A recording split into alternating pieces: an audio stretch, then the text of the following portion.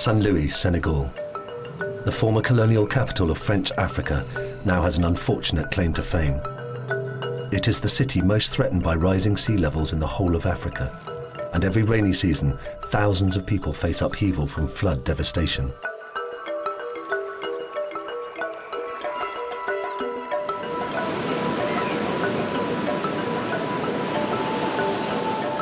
This man is trying to save the port city from the onslaught of water, but for the mayor of Saint Louis, Cheikh Mamadou Abiboulaye Dieye, the prospects are bleak. If things keep going the way they are, the whole city of Saint Louis will have to be moved. But it's just an idea, a possibility that we do not want to contemplate. He'll show us the problems in Saint Louis, and we follow him as he brings the plight of his city to the World Mayors Summit on Climate in Mexico City. There, he also learns lessons from Mexico City itself, which has suffered its share of emergencies from natural disasters.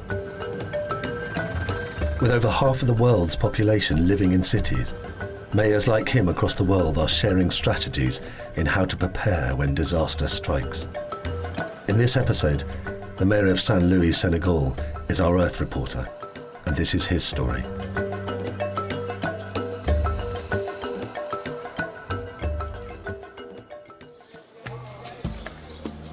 Saint Louis is very special because it is the history and the soul of the country. Great intellectuals of this country were educated here. Whether be it religion, politics or academics, Senegal was invented here. I was born in Saint Louis on November the 12th, 1965. Being a child in Saint Louis is very pleasant. As you can imagine, we have everything we need to satisfy children. Playgrounds, people getting along, families living in harmony, with everyone participating in the education of everyone.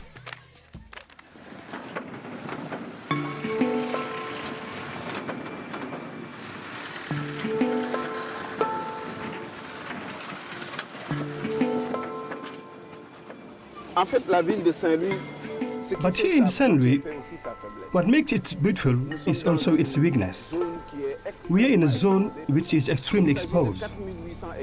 There are 4,800 hectares, of which 2/3 are at risk of flooding. So you see, it's an extremely fragile area. Look, here you've got the river, and just 200 meters away you have the sea. And that's what poses a lot of problems in relation to climate change. How can the city adapt? How will we make sure that what makes the beauty of our city doesn't cause a disaster? At City Hall, flooding affects every aspect of Mayor Diye's work. And with global sea levels predicted to rise and more intense rains expected due to climate change, these problems could get worse for the city's 250,000 residents. But protecting the city's coastline comes under the responsibility of the national government. They are still trying to raise the $30 million needed just to repair coastal defences. Such amounts are a tall order for one of the poorest countries in the world. Saint Louis' own annual budget is barely $5 million. Saint Louis is in an area of water. So when the sea advances, the 17 kilometers, of course, is threatened. And on the other side, when you go further, the water arrives to Saint Louis, it's the whole island that becomes a problem. It's extremely urgent that we proceed in relation to climate change to protect this strip of land, which in itself has over 80,000 people. The population density that exists in the fisherman's district is found nowhere else in Africa.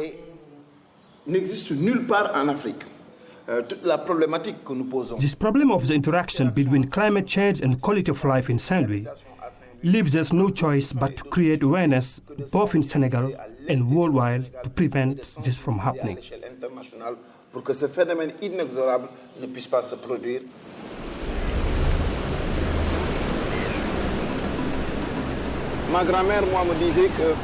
I remember my grandmother used to tell me, when she was a very little child, she had to walk 300 meters to reach the sea.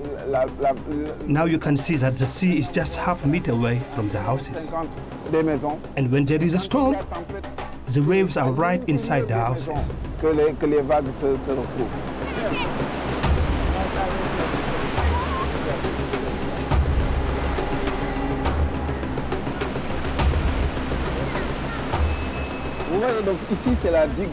Here is the protection dike, which was built in the last century. And you can see the level of degradation. How can we keep ourselves safe, our children safe, with this wall as our only protection? It isn't even continuous, as just 50 meters further, the wall doesn't exist anymore, and the houses are all exposed to the fury of the sea.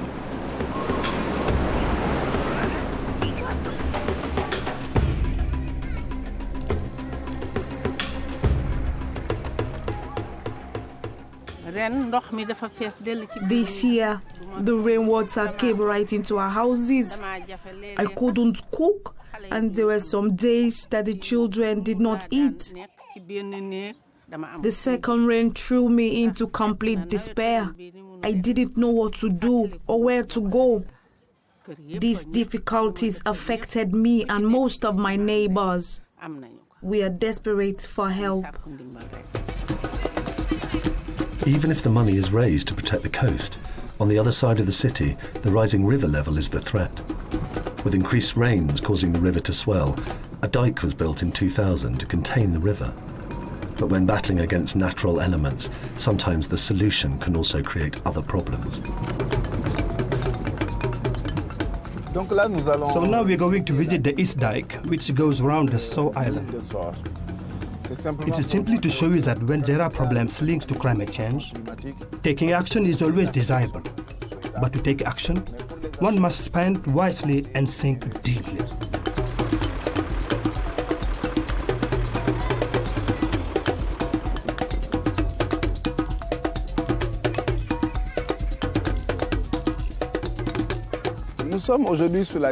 We are here today at the East Dike. But this dike, as much as it is important in protecting from the swell of the river, it does as well create problems with rainwater. It acts as a funnel holding the rainwater and the flood from reaching the houses. But all that water will be trapped here. You understand, it's extremely toxic for the people, because the people have decided to come and dwell in unsuitable areas. Due to the high cost of housing, they had nowhere else to go, so they are forced to come here.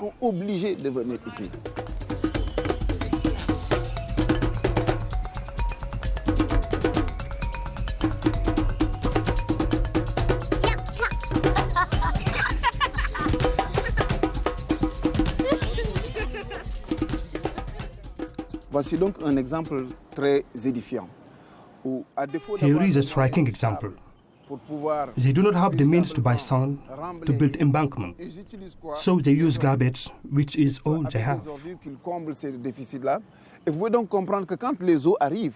So when the water arrives, you can imagine the danger to the health, to the children's health, and the general health of the city. To live in garbage, mixed with rainwater or wastewater. This is an explosive cocktail, which is a huge threat to the public health and to the quality of life in Saint-Louis.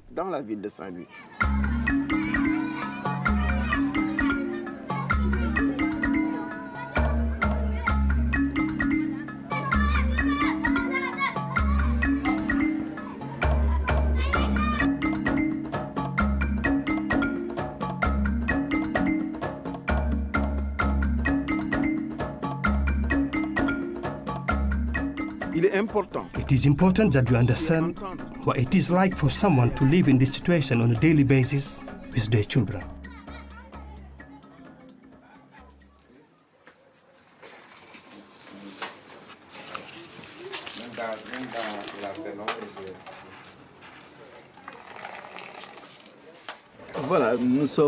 So here we are with Mr. Sen, who was one of the very first residents of this area. This year, we have this embankment. It was fine during the dry season, but 3 months ago, we had such big levels of water. There were some young children who died. Next door, there was an asthmatic child who died right in front of me.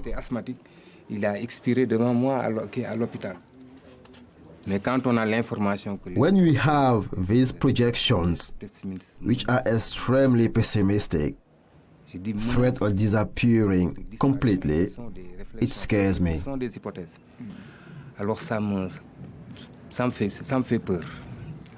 What is going to happen for future generation? I don't know.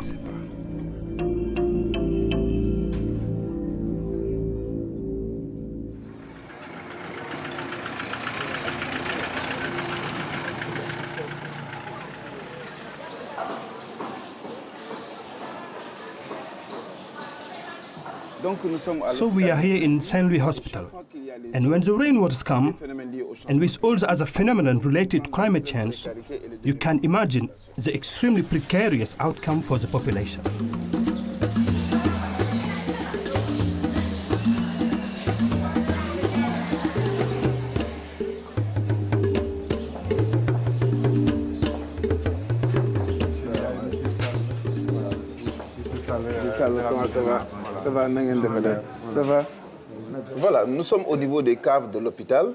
So we are here looking at the cell of the hospital, and I'm here with the person responsible for the hygiene in here, and I think better than anyone he can explain the problem.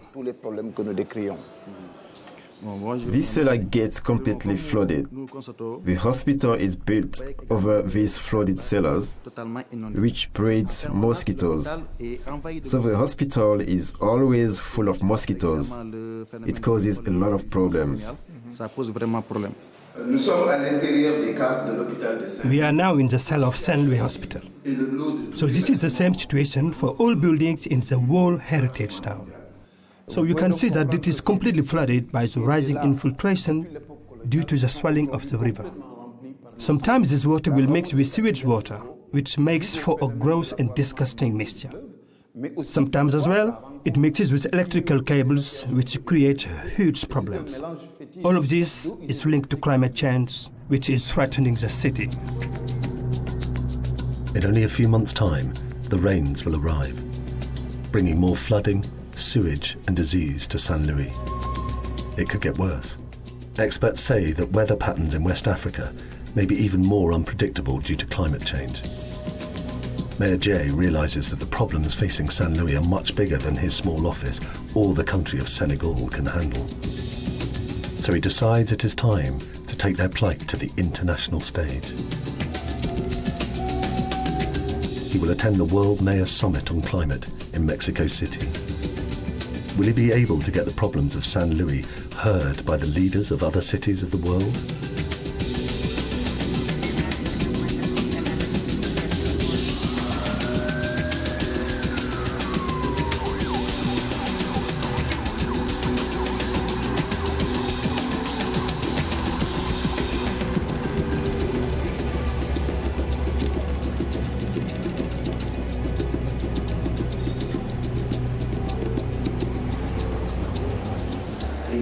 Mexico City, the World Mayors Summit on Climate, part of an international effort encouraging mayors to prioritise disaster risk reduction. The hope is that cities will invest to combat the causes and effects of climate change, where national governments have lagged behind. Well, basically, I think local governments can take the lead and not wait for national governments to come to some agreement, because the needs of our people are here and now. It is an opportunity for Mayor Dieye to put the concerns of Saint Louis alongside those of big cities from Europe and America. The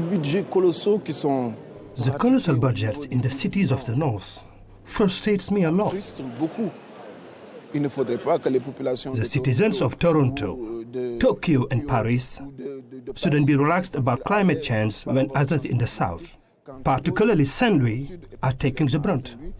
And they're not the ones responsible. We are here, and we do not contribute to climate change, but I can assure you that African cities are the ones that suffer the most from the effects of climate change. I'm here to bring the voice that is not often heard and often not invited and that is part of this world. And it is important that the world as a whole this time shows it is capable of solidarity. It requires not just to look left and right, but to look up and down, and that's the message I bring to you today. Thank you very much. At the end of the day, Mayor Dieye gets the opportunity to speak with Marcelo Ebrard, the mayor of Mexico City, who is hosting the event. He governs a city which is almost the size of the entire country of Senegal. As they met, he was preparing for the Cancun Climate Change Conference, in which he is a key player. We have a similar approach to the trouble that we are facing. So the national governments are taking decisions very slow way, and we, you and me and all the cities, confront the risk in the short term. And that is why it is good that Mexico City is an advocate of poor small cities who are victims of climate change. And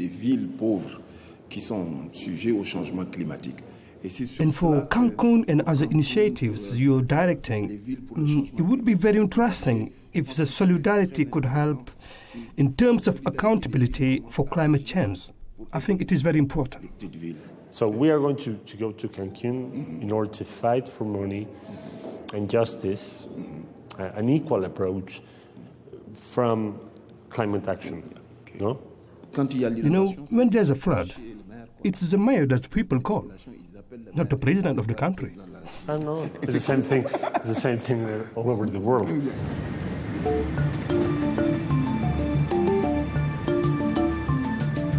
With the conference over, Mayor Dieye takes time to survey Mexico City to see if there is anything to learn from the megapolis for tiny San Luis.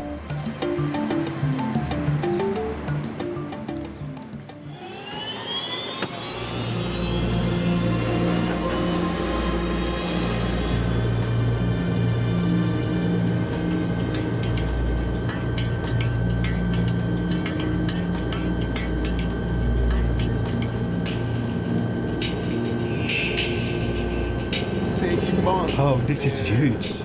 Absolutely magnificent. On the surface, it has little in common with the small city of San Luis. But Mexico City is in constant battle against its natural environment. It is surrounded by active volcanoes and is threatened by devastating earthquakes and flooding. Mayor Dieye is here to find out how Mexico City copes with potential disasters.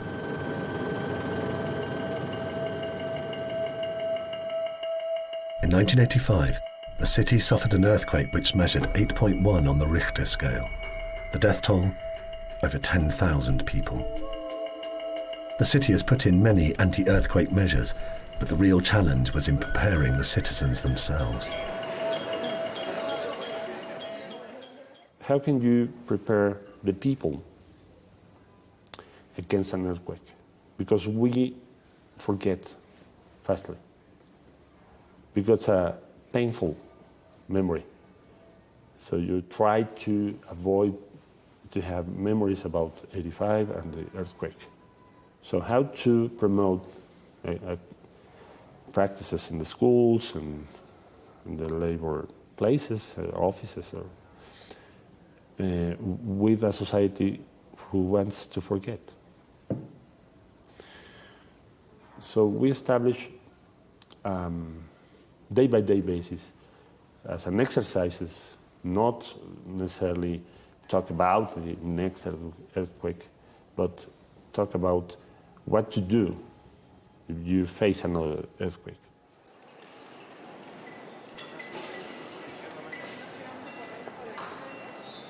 At the National Medical Center, a mural depicts what the hospital went through during the earthquake. On a private tour, Mayor Dieye sees firsthand many of the measures to protect the hospital. Many units of the hospital were relocated to the interior of the country, away from the earthquake zone, and the existing buildings were refurbished to protect essential services. Mr. Mayor, we are here in the electric control center of the hospital. We have a regular system here, controlled by high-definition equipment.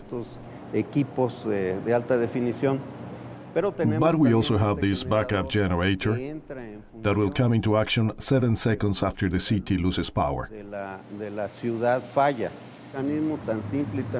And up here, this system of pipes carries oxygen, steam, and nitric oxide, everything that we consider vital lines for the hospital. On his last day, Mayor Dieye finds that San Luis and Mexico City do share a common threat: flooding. Surprisingly, although Mexico City is at an altitude of over 2,000 meters, it is in fact built in a valley on a dried-up lake bed. And when there is heavy rain, there is flash flooding in many parts of the city. In 2010, over 30 people were killed by a single flood.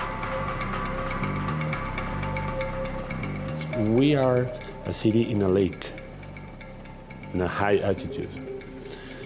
So if you have changes in the pattern of rain, this city is going to be in risk. As a matter of fact, we are in risk every time. But especially the past 5 years, we observed dramatical changes in the rain pattern, which means we have more water in less time. So it's very risky for the city. And if this trend continues the next years, the city can have really a risky situation, a high-risk situation, more even than an earthquake. Mexico City has invested in $1 billion drainage tunnel that will reduce the risk of flooding. But Mayor Dieye visits one of the city's leading water experts to find out that when it comes to overcoming natural obstacles, monetary solutions are not enough. You have to engage with the real lives of your citizens. Los mexicanos o la Ciudad de México, In the city of Mexico, we took out the water, then we put in a city. Entonces, vamos a ver So we're going to see this map over there. Come. Tenochtitlan was like this. When it rains, a lot of the streets are flooded.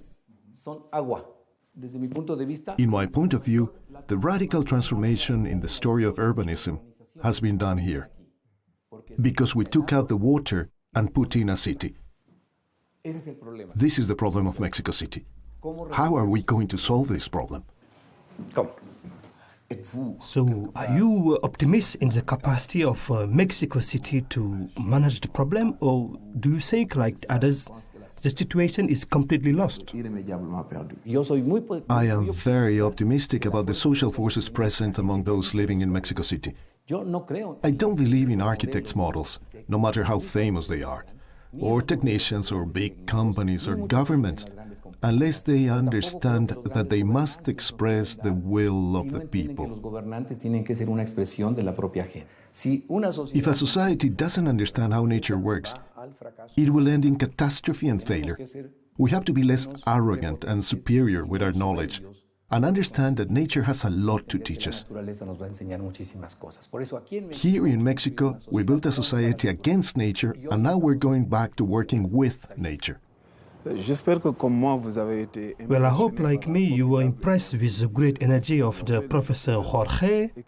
We've learned that everywhere in the world, cities resemble each other, and the people are battling against natural elements, against climate change, against flooding, but everywhere there is a great hope, despite of the difficulties, to make sure that life goes on, and that people continue to have their place in their own cities. The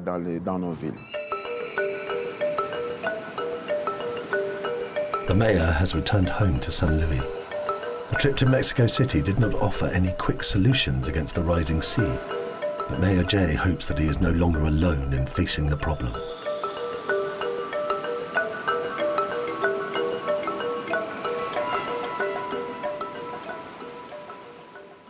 C'était un moment important pour la ville de Saint-Louis. It was an important moment for Saint Louis to share its knowledge and learn from other experiences.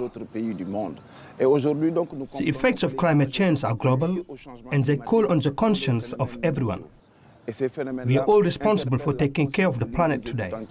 We have to change our methods. We have to change our behavior for a better world and for the best upbringing we can have for our children. Anyone can be an Earth reporter. To find out more about how to join the global conversation, go to open.ac.uk/openlearn/Earth reporters.